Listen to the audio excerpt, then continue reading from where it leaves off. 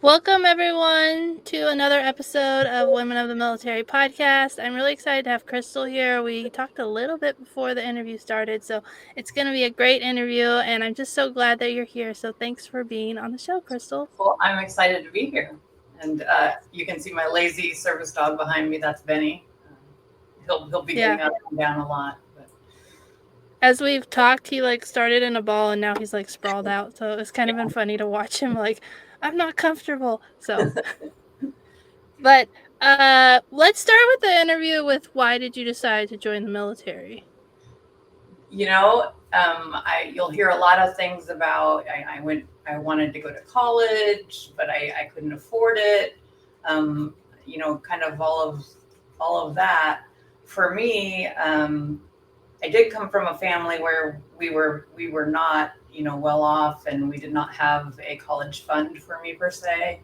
I also was not when I was growing up. My parents got divorced when I was in first grade or second grade, and so I kind of grew up in a they were both on separate sides of the city, and I was kind of going back and forth. Um, I was not a very good student. I mean, I guess I could say I was a solid B minus B minus student. So wasn't really interested in school so much. I went to school because I had to. In high school, I got interested in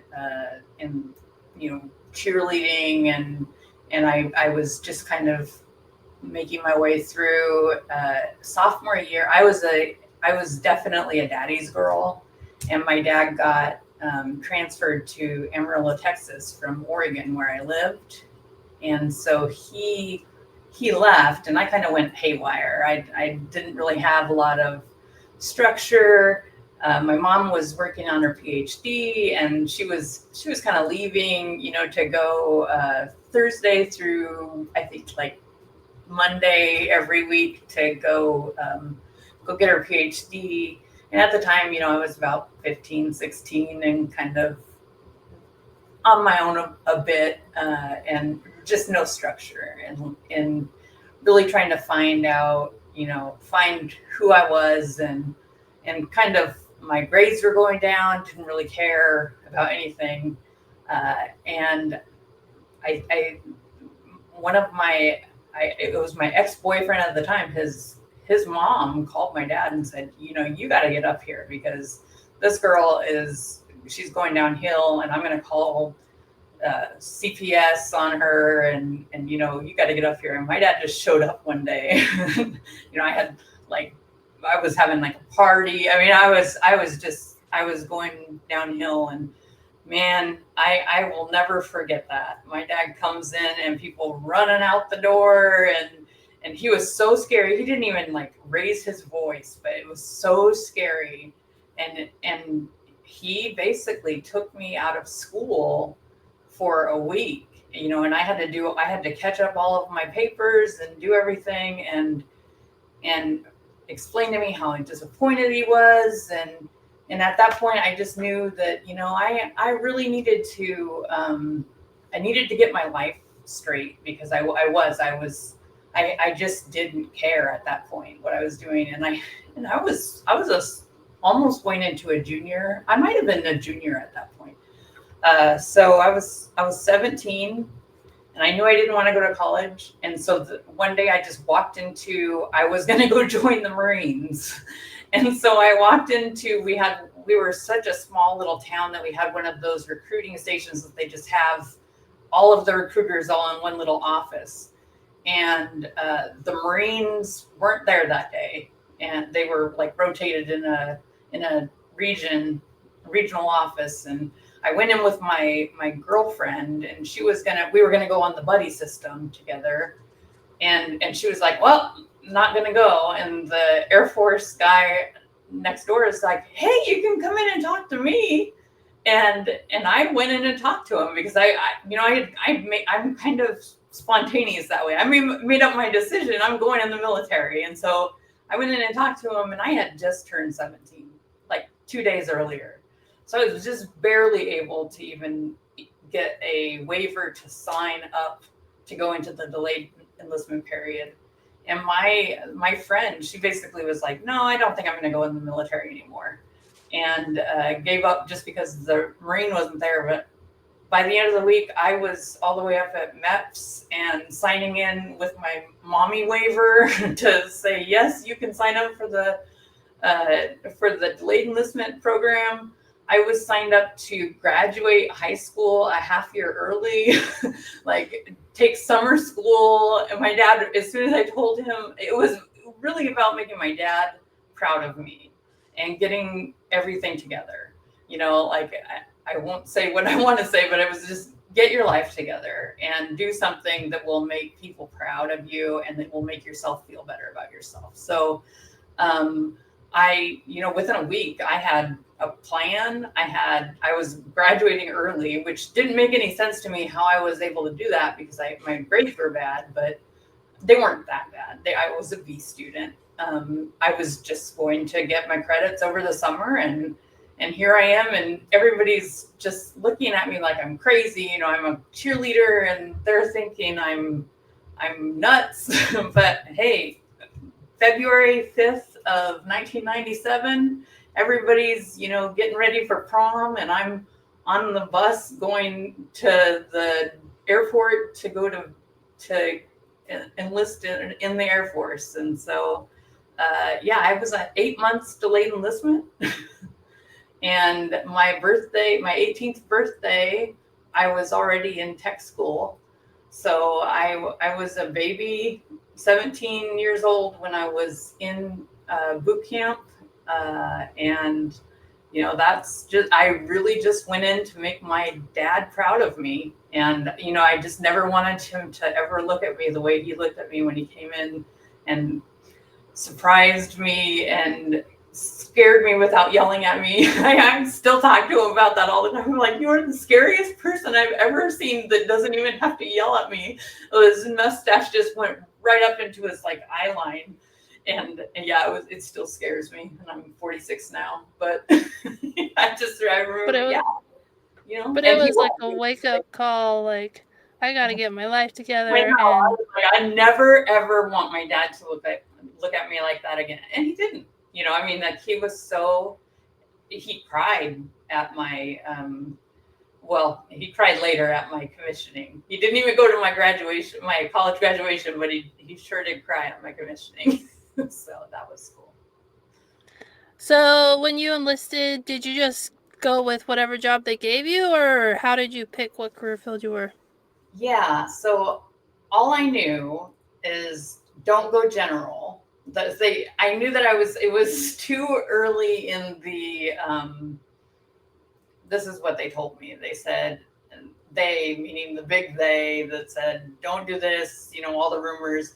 It was too early for me to get a guaranteed job. When you go up to MEPS, you go there and they tell you, like these are what you can go into.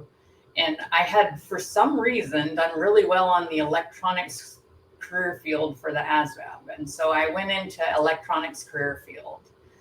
And I really wanted to be in some sort of flying career field at the time. And I knew that there were some of those that I could get into with the 6-year enlistment at some point. Like they had the ones that you could go up in the AWACS and you could do all the cool flying jobs. And maybe I would get into one of those positions. So all I knew is that if I went in the general career field, I was going to be a bus driver. That's what everybody told me, is you will end up as a bus driver or a cop. And I didn't want to be a cop.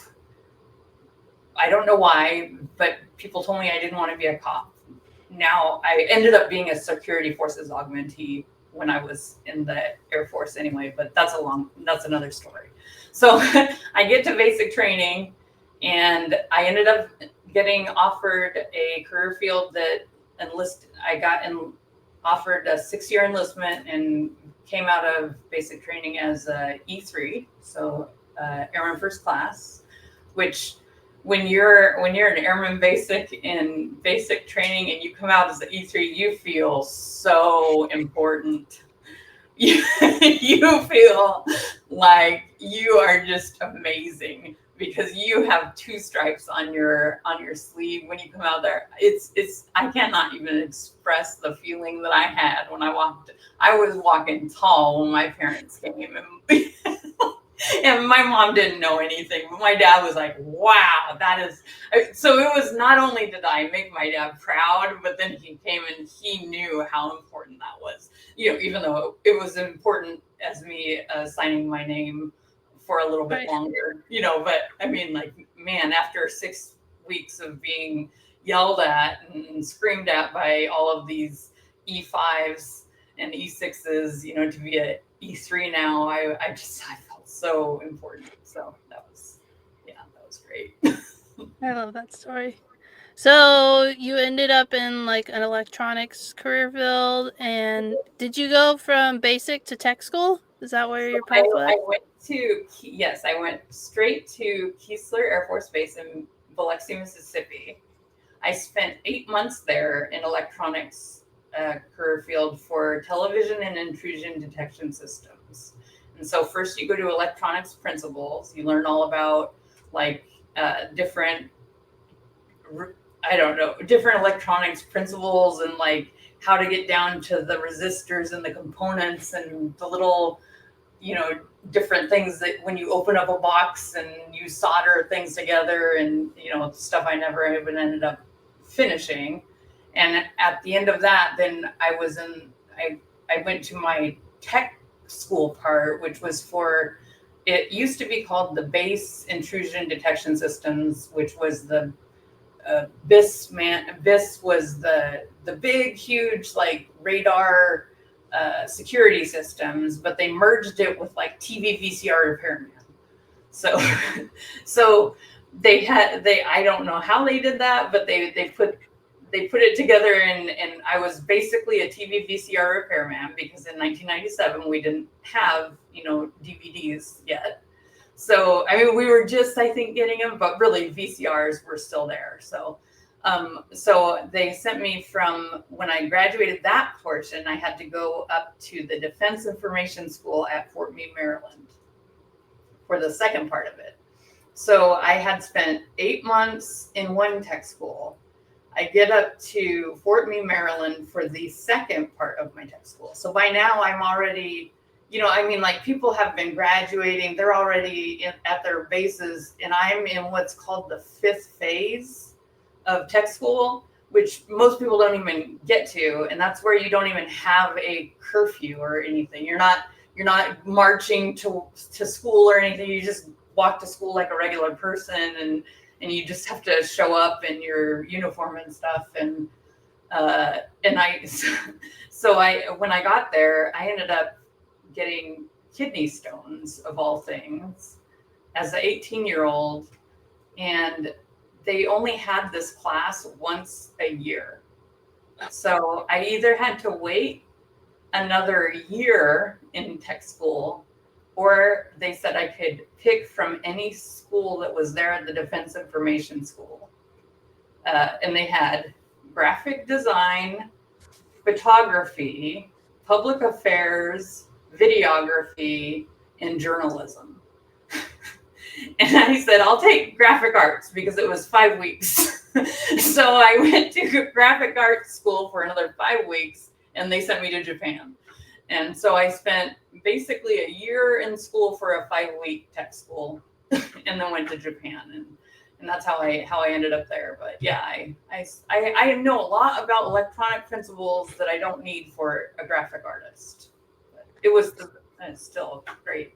So the class you were supposed to take, you couldn't take, and so they said pick Yeah. something else. Yeah, And you they're were like, like, here, but just stay here. We're not going to move you to another place because you've already moved here and you've been in school for longer than any other tech school person, and we're not going to make you wait another year until the school catches up with you. And I'm like, thank you, because I don't want to be a TV VCR repairman either. I don't even know why I was a TV VCR repairman. I thought I was going to be like a flyer. And that was why I was going to be 6 years. But I still had to stay in 6 years as a graphic artist. And I was like, that's fine. I got my stripes, but then I was going to be a graphic artist. And so So long story short, I ended up with the best job in the military as a E3, in tech school. Thank you for kidney stones. You don't say that very often.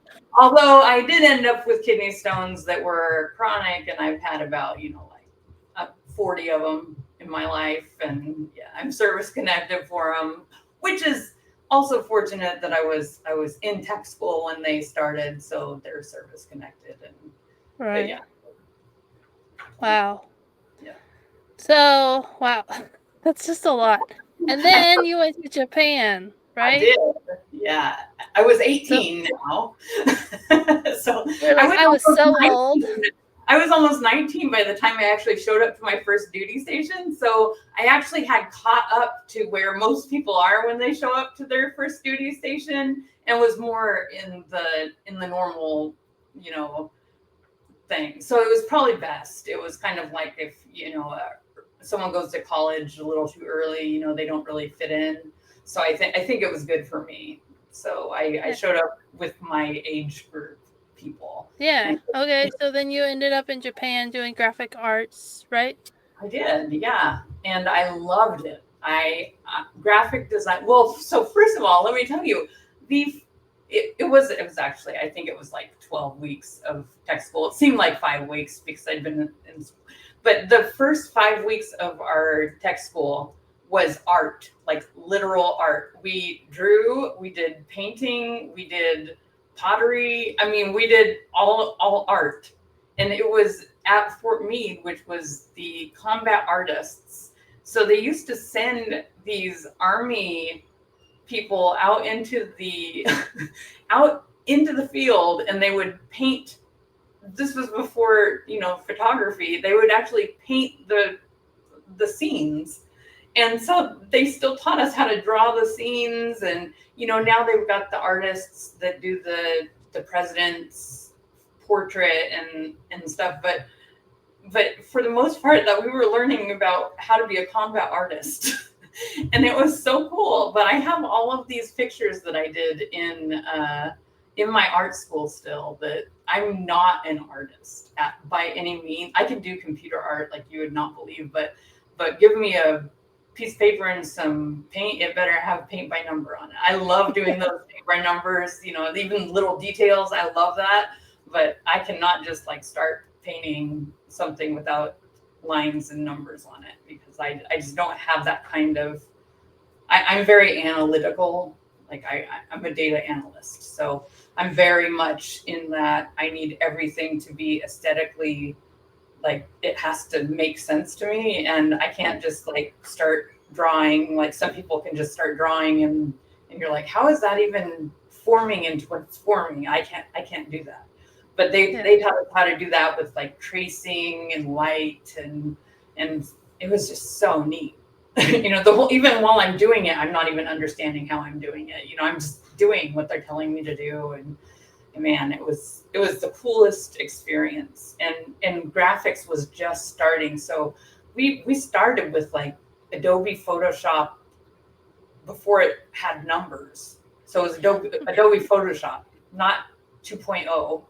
And then and when I got there, we had 2.0, and we had Mac computers that were, like that big behind them. And then we had the iMacs. Remember the ones that were like the colors that were like That's what I really was gonna say. I remember those. Oh yeah, man. We had like the super expensive things that like everybody else had the really bad computers, and we had like the best computers ever, and they were horrible.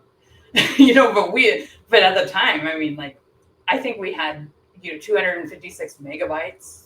So amazing. So, Yeah. yeah, That's it so was cool. So you were kind of on the cutting edge of like that whole.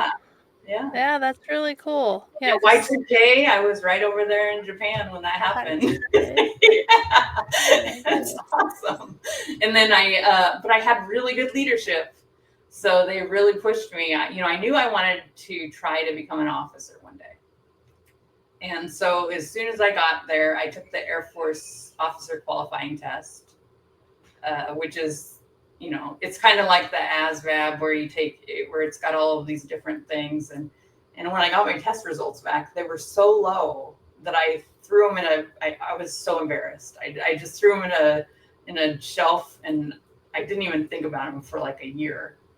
And I just had this great leadership that was like, no, you really need to look at because I think what you're looking at the minimums, you're not really paying attention to all of this other stuff. And they had put me in for, I'd done some stuff with Cub Scouts, and I was like a Weeblos, Weeblos leader and stuff there in Japan. And I was teaching graphic arts at their camps, and they put me in for Airman of the Year, and I won at the group level, and it was really neat experience to get to go to the Airman of the Year, competition at the wing, and do all of that on the stage, and so they put me in for this. I knew that my mom's a professor. Well, now she's the dean of nursing at Washington State's Vancouver campus, but at the time she was a professor at Linfield College in Portland, Oregon. And I knew I could go to free college if I just, because I could go with tuition remission. So I applied for this program called the Professional Officer Course Early Release Program.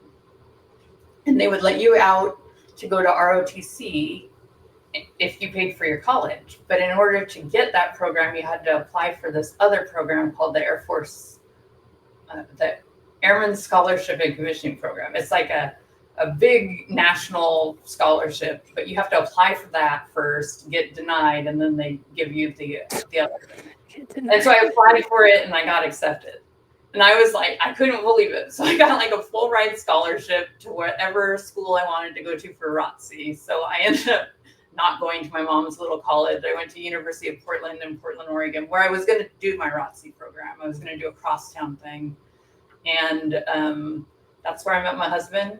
I did ROTC there and commission, but they don't have graphics in the Air Force. So I ended up as a personnel officer, human resources, and had to use my graphic skills for briefings and PowerPoint, and it's come in really handy in my life, but never really got to remain in that true graphics career field, except for on my entrepreneurship side that I had for about 13 years. I ran my own web design and in graphics company until I got, kind of higher up there in the federal service and just couldn't maintain it. Right. But yeah. That's so awesome. So you did ROTC on a full ride scholarship, and you had already, you knew you were going back in the Air Force because you had just left it, and you applied for it, and you were like, I'm not going to get this, but I got a backup plan. And then they were like, no, you did. Here you go. Here's a national scholarship. You can have it. And good job for, doing all this stuff. And I didn't even think, for me, it was like, I'm over here, and, this is a thing to do, is here's all these kids that need, help, and I just want to help.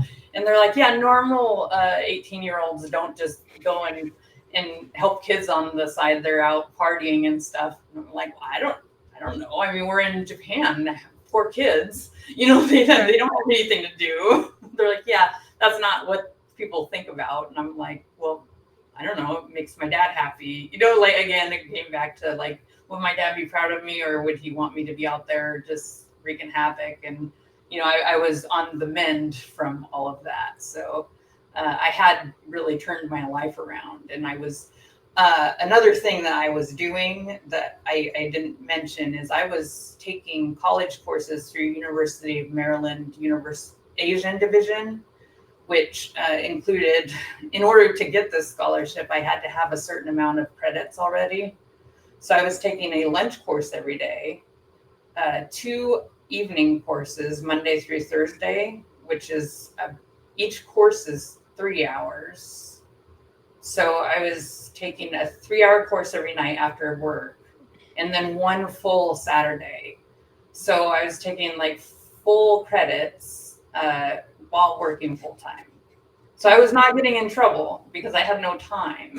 You were like, I have no time to party. No, I had no time to party. And I was, I was taking statistics and psychology. I was a psychology student because that's what they had a lot of psychology professors during that time, and so I took psychology, and so I got my bachelor's degree in psychology, and it's helped.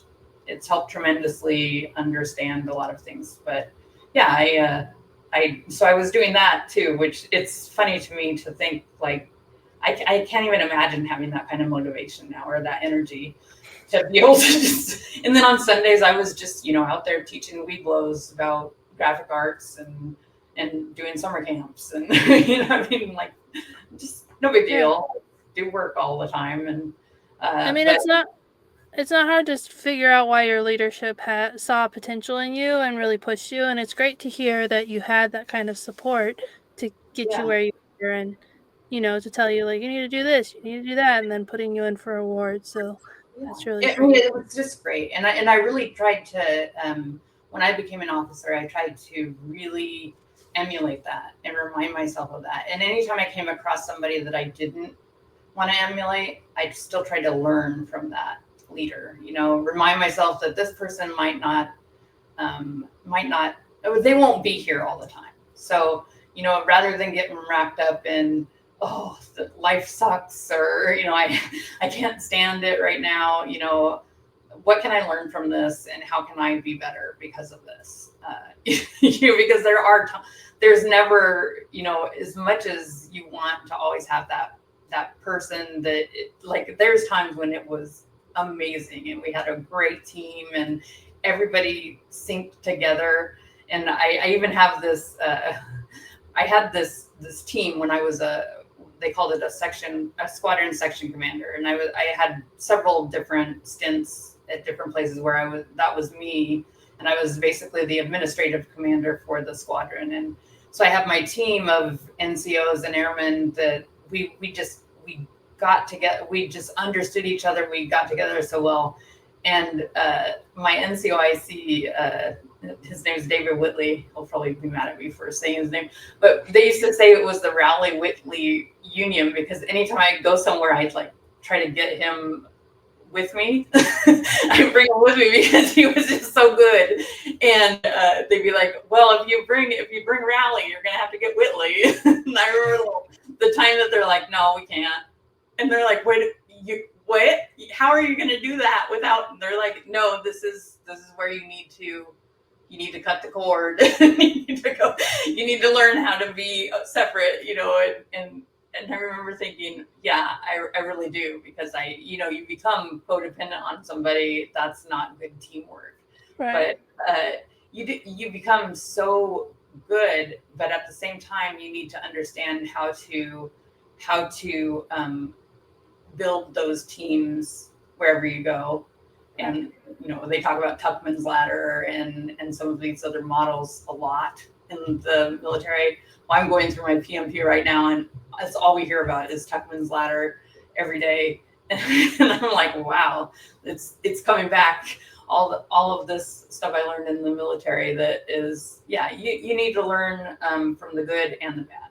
But I do have some officers that I talked to. They were the best, some of the best people I ever worked for, and I talk to them to this day. I mean, we mentor each other now. It's like, hey, I'm looking for a job.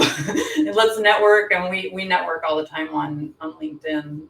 So I mean, you never know who is going to end up in your life for forever. Yeah. Yeah, well, it sounds like you took the good from the good leaders, and then you took the things that when you had leaders that weren't so good, things that you were like, I don't want to be like that. And so it sounds like you took things from all the leaders in your life and then built those personal connections so that you could like expand your network. And I mean, we're connected on LinkedIn. That's how you got on the podcast. And so I think it's just really great that you were able to take all that from your time in the military, and now you're doing certification and you're like, oh, it's all coming back. All this stuff I already The empathy though, like as you get older, you do start understanding some of those ones that you thought were just awful. You start understanding maybe like where they were coming from and what they were trying to teach you. And so now I'm starting to reflect more on when I was younger and maybe some of those lessons that they were trying to maybe convey in what didn't come across the right way. Right. Uh, you know, maybe there's some messages there that if I try to look at it from where I'm at now, without all of that energy and without all of the patience that I maybe don't have anymore, like Yeah. if I had a whole bunch of 21-year-olds that knew everything about everything and they were just constantly messing up all the time and I just was tired of them, maybe I wouldn't be the greatest person. So maybe thinking of it that way is, Yeah. maybe I come across as a kind of grumpy person, and hopefully I'd be self-aware enough that I would remove myself from the situation. But you know, I don't know, we don't Yeah. always have that capability. So. Yeah. So, what other aspects of your career in the military do you want to talk about before we get to Okay. transition? There's a couple that have really been impactful in my life. Before we started, I talked to you a bit about who I am as a person now. I kind of alluded to it. I am 100% service connected, permanent and total. And if you haven't noticed, I do not have any hair. I am a bald woman, which I am coming to terms with, but it's not because I have cancer. It's because of a condition called trichotillomania, which is a hair pulling disorder. It's kind of on the cusp of OCD. I do have OCD, and I was treated for it while I was in the Air Force. But it's called a body focus repetitive disorder, and so it's more of that a soothing disorder where you're like, in order to stop your panic, you pull your hair and you just focus on that to kind of kind of stop your panic. Or some, like I bite my nails. I have no fingernails. Some people have what they do, skin picking. I also do that. But when I was in the military, a few things very specifically happened to me. When I was an airman, I was raped, and at the time, I didn't identify it as rape. I had become very intoxicated, and I was underage. So the first thing I knew was that I was in the wrong because I was not supposed to be drinking, and that I would make several people, including my father. Like I said, I did not want my dad to be disappointed in me. Very, very upset with me. But when I, long story short, when I left, I was at the officers club, or at the enlisted club, and it was kind of easy to obtain alcohol at that time.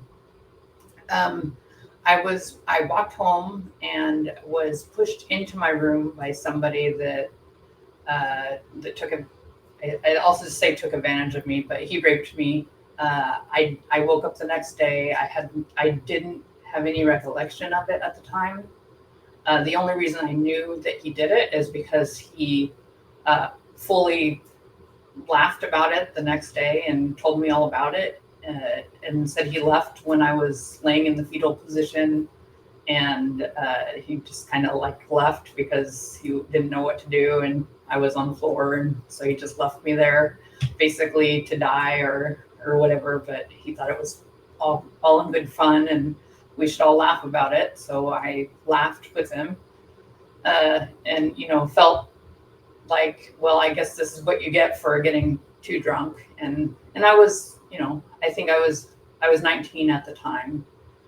Just knew that, this is what happens, when you're a female and you drink too much. And all I had done is tried to get into my room, and he said he would help me get in my room, and he pushed me in my room, and then he raped me. And so that was something that I lived with for 10 years. Never told anybody about it. I married my husband. I met my husband and married him in college. We were both prior enlisted. I think that's the only thing. We're still married. That's the only thing we had in common in college. He's 8 years older than me, and like he's an engineer. I'm like creative. Nothing else in common, but we were both prior enlisted, so might as well just get married, And 23 years later, we're still going strong, so it works out. He's retired from the Air Force, but poor guy never knew that like his wife when I was in when I was officer was going to end up going basically kind of crazy. He was in we had a child and we were on opposite. We were both dual military on opposite deployment schedules so that we could take care of our child. And that's one thing about being in the military that is really difficult. Is it's a blessing when they work around your schedules to try to help you with your kids. But at the same time, you have a child that's like I have a mommy sometimes and I have a daddy sometimes. I mean, that came out of Jordan's mouth one day. That breaks your heart. I have a mommy, like to somebody else. Like I have a mommy sometimes and a daddy sometimes. Just like that's just a normal thing. No big deal, Right. But at the time, I was what's called the sexual assault response coordinator. So I got assigned as a sexual assault response coordinator, and I was responsible for all of the victim advocacy on the base at Los Angeles Air Force Base in California. And I was also responsible for all the training and for explaining and really making people understand what rape is. And through this, really understanding myself and internalizing what I went through. Also dealing with some pretty suicidal victims myself that I helped through. And when you help victims of violence, as even like there were some children that were victims of sexual abuse that they come to you because you're the sexual assault response coordinator. You're not responsible for them, but you're the first person they call. You don't just say, I'm not the person you talk to. You're with them until you can give them a warm handoff, and so they become very attached to you. That just constant dealing with that, and it's constantly, in your face. There became a day, and I will never forget this.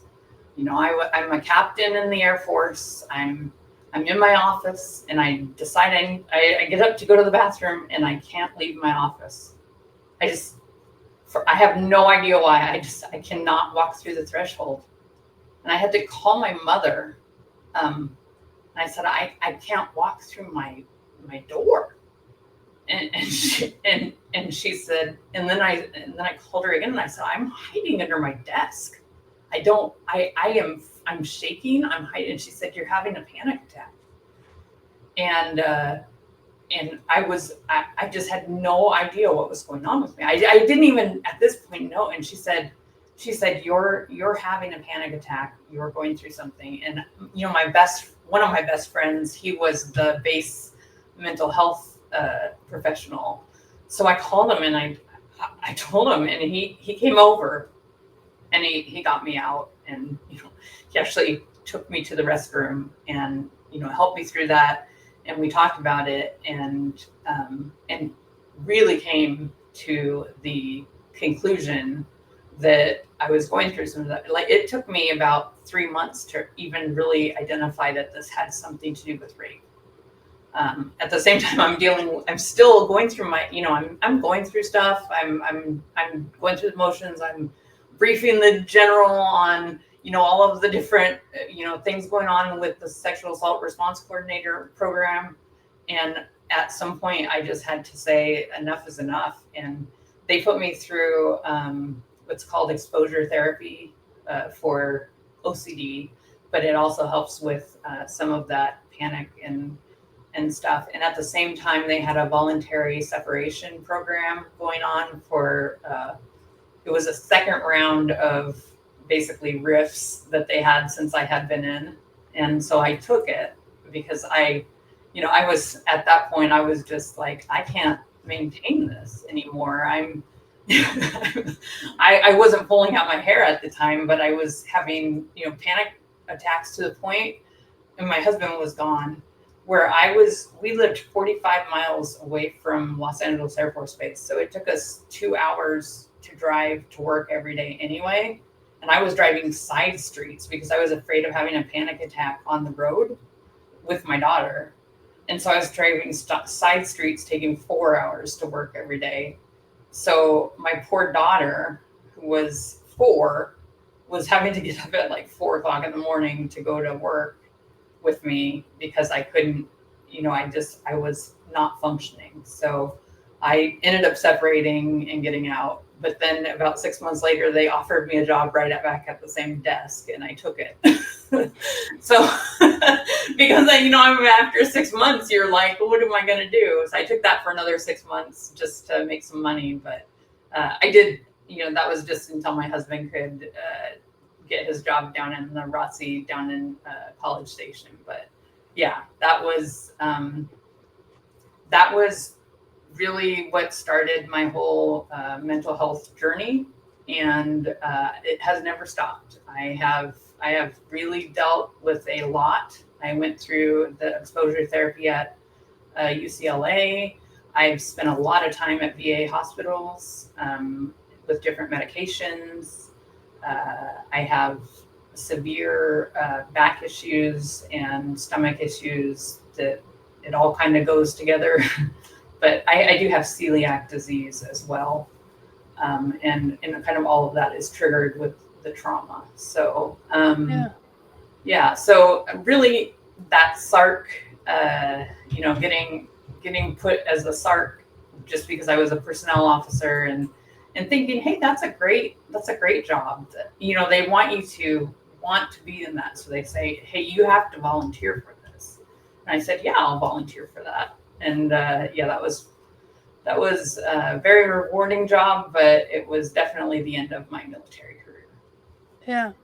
Well, and I could see how it could be triggering, especially because you had the rape and kind of just ignored it and pushed it aside from, Right. and dealing with it, and then you're dealing with it through other people, and it's probably, and it like ups, and your body doesn't forget, even though you were drunk and you don't remember, your body still remembers, and like that's that makes a lot of sense. And I I mean, you never would have really made the connection that would have happened, but yeah, I'm so sorry that you And experienced then, that. and then it has a lot of, it does bring up problems for your relationship.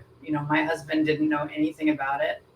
And he also is not understanding. He's not in the same mind space that I am, understanding like, well, I don't get why this is such a big deal. It's alcohol related. You were both drunk, and, why are you so messed up about it?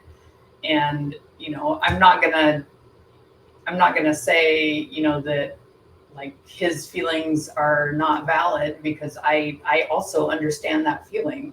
I get that from being somebody who for lots of years felt just that way, until I really started like understanding what had happened there. And, it wasn't really about like the act itself. It was the fact that I I wasn't, I didn't even invite the person into my Right. room. It wasn't like any of that. It was, here's somebody that I trust, that I know, that's helping me get into my room, and that the next day is humiliating me and laughing about it and thinks that that was absolutely fine. Right. And that we're supposed to laugh about it. And I laughed about it too, because what else am I supposed to do? And like that kind of thing. And so like, just understanding more about, the differences of, because alcohol is kind of is a trigger thing for a lot of people when you start bringing up rape and sexual assault and what constitutes that and what the laws are. And I used to tell people when I would be doing these briefings, and they'd be like, "Well, how do you know if they're too drunk?" And I always used to say, I can't give you the answer, but I can tell you that if you have to ask yourself that's probably too much. So if you ever have to stop and say, how do I know if he or she is too drunk? Then why not just take a number? Well, that sounds easy until you're in the moment. Yeah, it really does, and I understand that it's not that easy, but I mean, is it worth jail time? Is it worth all the hassle that you're scoffing at right now? Or is it just better to be like, hey, they might look better in the morning or they might not look better in the morning, so why not just find out if they're all that in a bag of chips tomorrow? So we used to talk about that a lot in my classes. Yeah. Yeah, that makes a lot of sense. I'm worried because we're running out of time. That's fine. But it's been a really great conversation. When you transitioned, you went from active duty to military spouse, and you didn't have a job, and then you went back to work because you were like, I need something. Yeah. So was that a challenge? And you were dealing with mental health challenges. So it feels like there was like a lot going on. How did you get through that? So I got through it. I have the best husband in the world. For one thing, I mean, I'm a bald woman, like I said, and I'm bald because my husband was like, just shave your head already. Because I was doing all this stuff trying to keep my, like spray on parts of my hair. Like I got all these little patches. You can't see it, but I've got like a reverse mohawk where I've got like the U-shaped thing where it's no hair right here and hair over here. And my husband has stayed with me through thick and thin, and he supported me, and I did get 2 times my severance pay. So we were able to buy a house outright when we moved to College Station. He was teaching ROTC, and I took a 60% pay cut and taught at or I didn't teach. I was at the Texas A&M Health Science Center and the fire school doing like assessments for the firefighters there. I was creating their tests and also working with a cancer researcher as a program specialist there. So I made real good money for what they thought, but for me, it was like, $40,000 a year, not anything that I was used to making after being in Los Angeles. Right. So it was really hard on my ego, I think, more than anything. I mean, we were driving Porsches in LA, and now we're still driving the Porsches, but we're in Texas, and we're not, we're paying for them, but we're not making the same kind of midlife crisis money that we were there. And then when he got out, he actually retired in Texas. I got a job as a veteran benefits advisor, which is the one that does the TAP briefings for people that are getting out of the military at transition, for just a little bit up in Tinker Air Force Base, Oklahoma. We knew we wanted to go back there. That's where my daughter was born. That's where his family was. And we went up there, bought another house, like with the severance pay, just outright. And very quickly after that, I was able to get back into the federal system as a psychology technician over at the FAA, doing human factors research. So my psychology degree came in handy there. In order to get that job, I had to take a secretary position for three months though. So basically, I went from a GS-12 down to a GS-5 in order to get back into the federal service, and it took me another 3 years to get back to a GS-12. And that's how and then now I'm a GS-14. So from 2014 till about 2 years ago is how long it took me to get to a GS-14. So it sounds like you found a new career path and you had the support of your family to get through it. And Yeah. and and you mentioned your service dog earlier. He helps you Benny, and yes, Benny's right there. My general at the Air Force Sustainment Center when I was the action officer, which was cool. It was a really cool job. He absolutely loved Benny. So Benny would just bop around the general's office, and he was kind of a grumpy guy, I guess. I never knew because he just loved Benny, and so his exec would come in and be like, "Hey, can you bring Benny by?" He'd come all like frazzled and be like, "Can you bring Benny like just by the office?" And so I'd like walk Benny by and you'd hear Benny, and then he'd come out and he'd like be on the ground with Benny like playing. He's like this 8-foot guy. I don't know. Like he's huge. He was like 6'6" or something. So on the ground like playing with Benny. And people are like, just stay here, stay here. He really liked Benny. And then every once in a while he'd go, "Oh, Crystal, I'm sorry, I never say hi to you." And I'm like, no, that's cool. That's what he's there for. I'm not here. Just be nice to Benny. Benny's there for your entertainment or whatever. But yeah, nobody can be mad at me because Benny's there and like who wants to, like talk to me when the dog's there. So, but he used to send his aide over with his like lunch. I came over and was like, the general wants to know if Benny can have the rest of his steak. I'm like, yeah, on a glass plate. Here you go. I'm to wait until Benny finishes the steak and take it. Like, the most humiliating thing for an exec ever. I just have to wait. while the dog eats his food. Yeah, everybody loved Benny. Everybody loved Benny. But yeah, they'd be like, please bring Benny over to the general's office right now and just walk. He needs a break. Yeah, exactly. But the general's stressed. Just the general needs to get away from his desk. We all loved the general. He was a great guy, but like he'd be like super stressed out or something, and so people would be like, we were always taking care of the general, and so Benny was part of that. But yeah, that's awesome.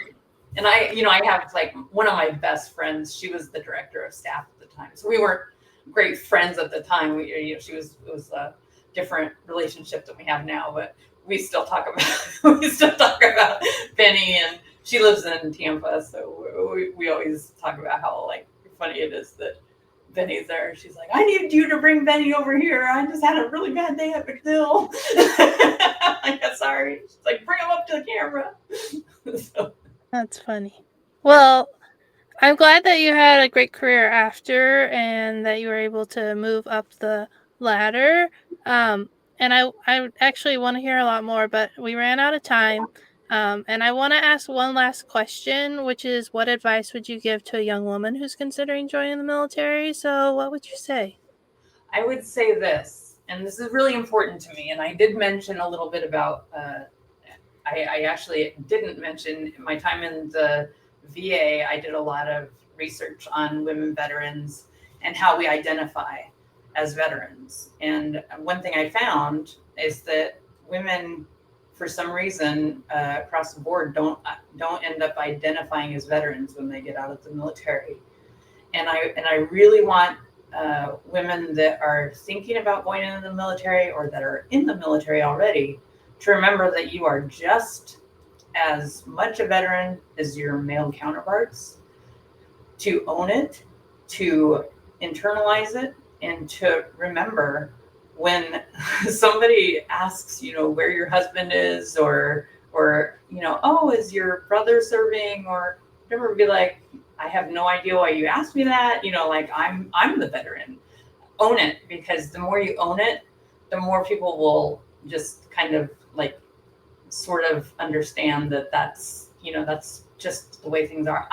For me, it was a shock because I just have never like thought that way. I am a veteran, and that's just how it is. So I'm hoping that I can give you that link to the medallion of strength that we did come up with a way for women veterans to kind of like put out there how proud we are of being women veterans, and it's basically something that you can put out on your social media, in your profile, especially on Women Veterans, Day, or anything to just highlight that you're a proud women veteran.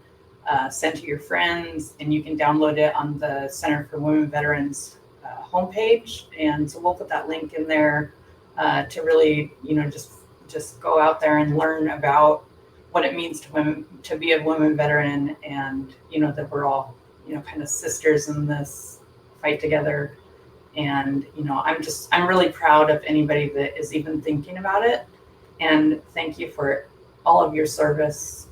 Thank you for your mothers, your sisters, your nieces, whoever's been in service, all of the people before us. It's very important to me. So thank you. Yeah. Yeah, I can easily add that to the show notes so that people can find it easily. So we'll connect afterwards to get all that information. But thank you so much for being a guest. Thank you for sharing your story. I really appreciate it. Thank you.